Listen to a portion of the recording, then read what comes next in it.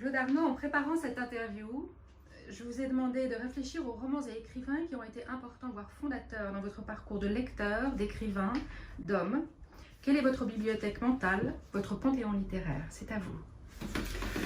Alors, il est vaste et ça prendrait beaucoup de temps de l'énumérer. J'ai eu beaucoup d'écrivains dans le collimateur, si je puis dire, de mon intérêt. Je vais peut-être vous faire une liste de quelques titres qui seront peut-être plus précis et vous donneront peut-être un peu plus l'idée de ce que j'aime lire. Je commencerai par le livre qui m'a donné l'impression que pour la première fois, que j'entrais dans un livre, non plus simplement un lecteur, mais avec la possibilité éventuellement que je pourrais peut-être reproduire quelque chose de ça, c'est-à-dire de cette littérature-là. C'est le portrait de New York que Paul Morand a donné en 1900, je pense que c'était 27 ou 28, qui est un livre qui a eu un effet fulgurant sur moi. Je l'ai lu dans la nuit, j'avais 19 ans, je n'ai pas dormi avant d'avoir fini, et j'étais à New York, que je ne connaissais pas à l'époque. Je vivais à New York, j'allais aussi vite que Morand allait vite dans New York, je survolais la ville parce qu'il a des effets comme ça de caméra planeur, si on peut dire.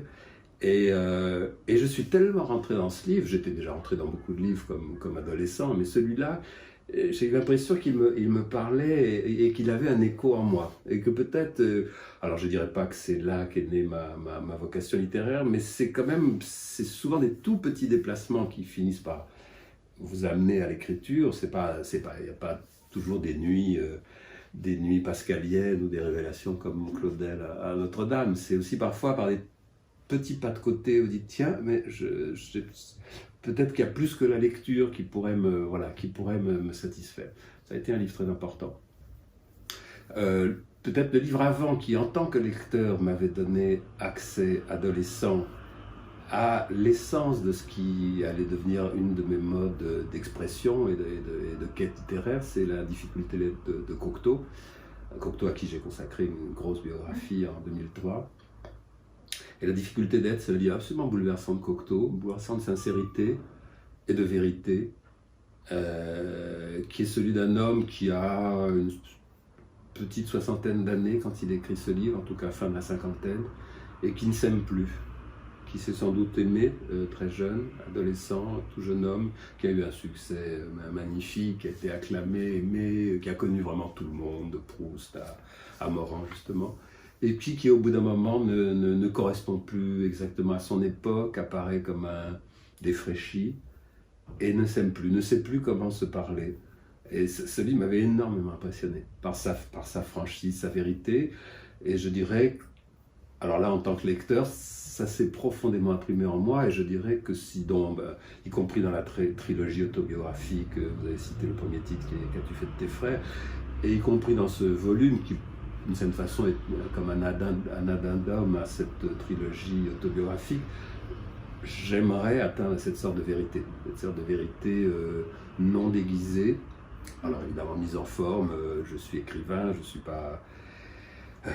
pas au confessionnal, je ne suis pas en psychanalyse, c'est une forme que je produis. Et évidemment il y a des thèmes, il y a une construction, mais ce que je cherche quand même, c'est à travers une construction et une forme littéraire, stylistique, arriver à une sorte de vérité crue, nue, à l'os, comme je vous disais tout à l'heure. Et je pensais que la Corse était un bon, d'une façon, comme la Corse a un couteau, si vous voulez. Utiliser ce couteau-là pour me mettre à nu et me mettre à l'os. Ça, enfin, en tout cas, La difficulté d'être de Jean Cocteau a été un livre très important pour moi.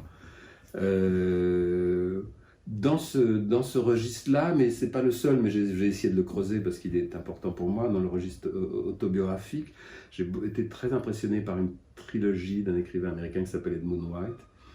Le premier tome s'appelle Un jeune américain, et Edmund White raconte l'histoire de son histoire d'un jeune garçon dans l'Amérique des années 50, très très conservatrice, et ce garçon est homosexuel, et c'est sa découverte du désir, de la très grande difficulté à l'époque de le vivre aux États-Unis en particulier, mais qui est non seulement jamais plaintif, jamais doloriste, alors qu'il y a des moments qui sont très durs et même pas concevable en France à la même époque comparativement.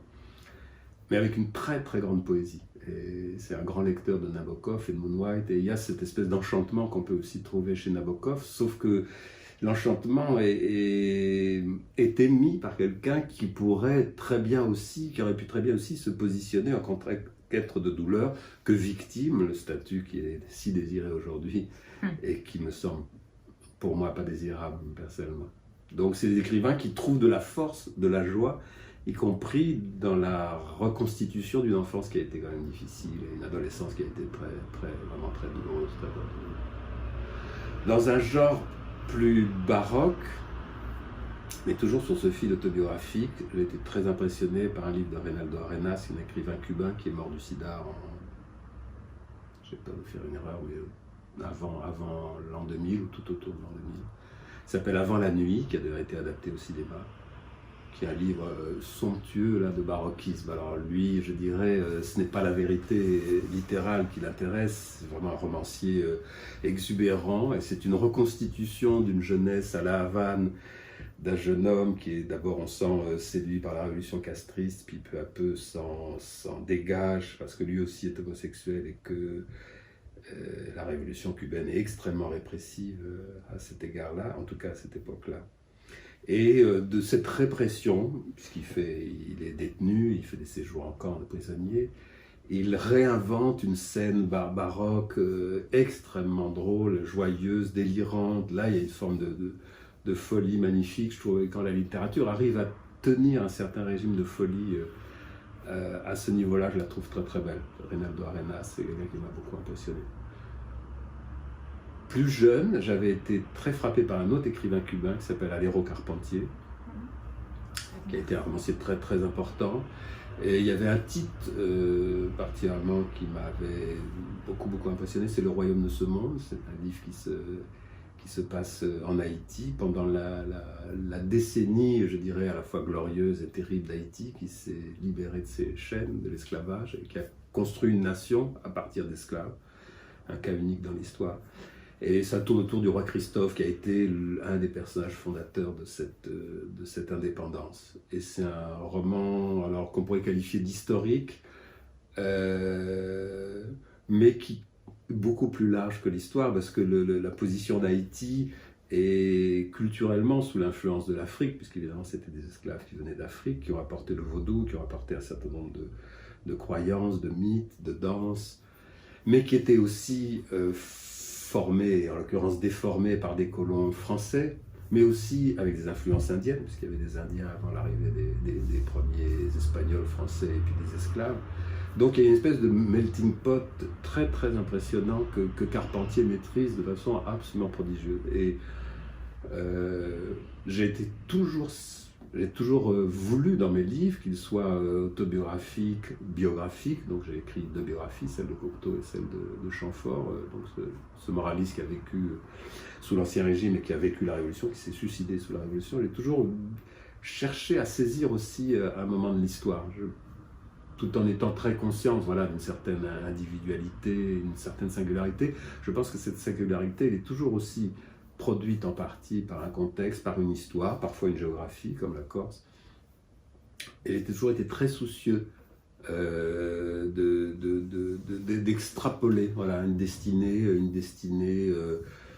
personnelle, un trajectoire personnelle, en lui donnant ses racines historiques et géographiques. Et je trouve qu'Alero Carpentier, pour ça, est un romancier absolument magistral. Bon voilà, ça c'est quelques livres qui m'ont... Il y en a beaucoup d'autres, mais il faut en choisir.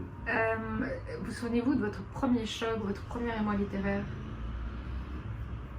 On a tous en mémoire un livre qui nous a marqué, le premier qui nous a marqué plus qu'un autre, je dirais.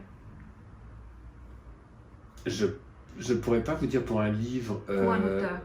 Je pourrais pas vous dire pour un livre particulier.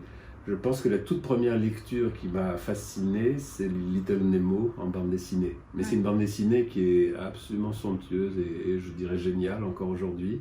C'est un des tout premiers créateurs de bande dessinée américains et qui retraçait une série de rêves dans lesquels était pris Little Nemo, le petit personne, parce que Nemo en latin ça veut dire personne, qui s'endort tous les soirs, mais qui a souvent mangé trop de fromage anglais, et donc fait des rêves, et qui très vite deviennent des mauvais rêves.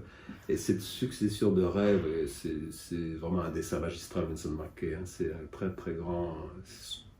C'est l'aube de la bande dessinée, c'est peut-être son sommet, d'une certaine façon. Ça, et de façon d'entrer dans le rêve, alors je dirais, c'est un créateur qui a accès au rêve comme Fellini au cinéma, je dirais. Donc c'est quelqu'un qui m'a marqué peut-être en tout premier lieu, avant même la littérature écrite.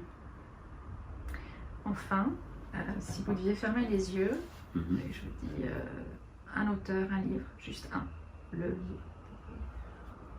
Un auteur, un livre à choisir entre tous? Oui, vous fermez les yeux, il y en a un qui vous vient à l'esprit, le premier. Ça c'est terrible, c'est comme vous mais j'espère bien, une forme d'extermination, parce qu'il y a tellement d'auteurs contemporains. Non, il y a des livres, j'en ai des milliers.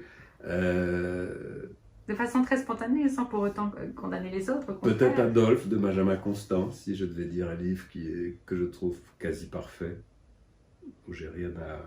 Quand je lis souvent un crayon en main, et je corrige. C'est une déformation professionnelle, et je corrige tous les auteurs. Hein. Je fais parfois ma propre version, je coupe des phrases, je simplifie, j'enlève des que, des qui, des dons.